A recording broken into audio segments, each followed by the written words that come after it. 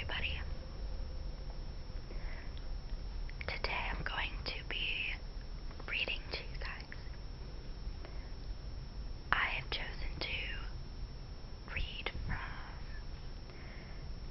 Grimm's Complete Fairy Tales. I wasn't sure which one to read, so I'm just gonna go with the first story in the book. And it is called The Frog King.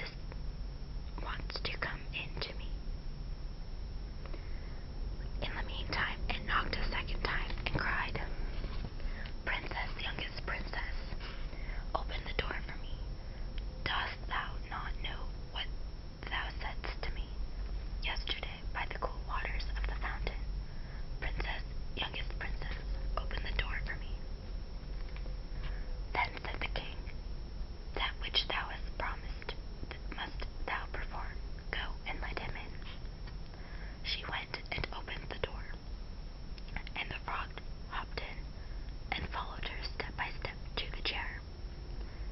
There he sat and cried, "Lift me up beside thee." She delayed until at last the king commanded her to do it. When the frog was once on the chair, he wanted to be on the table. And when he was on the table, he said, "Now push thy little golden plate nearer to me, that we may eat together." She did this, but it was easy to see that she did not do it willingly. The frog enjoyed what he ate, but almost every mouthful she took choked her. At length he said, "I have eaten and am satisfied. Now I am tired. Carry me into thy little room, and make thy little silken bed ready, and we will both lie down and go to sleep." The king's daughter began to cry. Oh my god, I'm so sorry. The king's daughter began to cry, for which she was afraid of the cold frog, which she did not like to touch, and which was now to sleep in her pretty, clean little bed. But the king grew angry and said, "He who helped thee when thou wert in trouble ought not afterwards to be despised by thee." So she took hold of the frog and with 2 fingers carried him upstairs and put him in a corner. But when she was in bed, he crept to her and said, "I am tired. I want to sleep as well as thou. Lift me up, or I will tell thy father." Then she was terribly angry and took him up and threw him with her might against the wall. "Now thou wilt be quiet, odious frog," she said. When he fell down, he was no frog but a king's son, with beautiful kind eyes. He, by her father's will, was now her dear companion and husband. Then he told her how he had been bewitched by a wicked witch, and how no one could have delivered him from the well but herself, and that tomorrow they would go together into his kingdom. Then they went to sleep, and the next morning, when the sun awoke them, a carriage came driving up with 8 white horses, which had white ostrich feathers on their heads, and were harnessed with golden chains, and behind stood the young king's servant, Faithful Henry. Faithful Henry had been so unhappy when his master was changed into a frog that he had caused 3 iron bands to be laid around his heart, lest it should burst with grief and sadness. The carriage was to conduct the young king into his kingdom. Faithful Henry helped them both in, and placed himself behind again, and was full of joy because of this deliverance. And when they had driven a part of the way, the king's son heard a cracking sound behind him, as if something had broken. So he turned round and cried, "Henry, the carriage is breaking." "No, master, it is not the carriage. It is a band from my heart, which was put there in my great pain when you were a frog and imprisoned in the well." Again and once again, while they were on their way, something cracked, and each time the king's son thought the carriage was breaking, but it was only the bands which were springing from the heart of Faithful Henry, because his master was set free and was happy.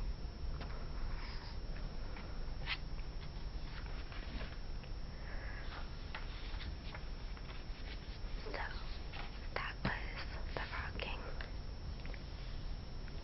from Grimm's Complete Fairy Tales. I hope that you guys enjoyed that, and if you did, please give this video a thumbs up or comment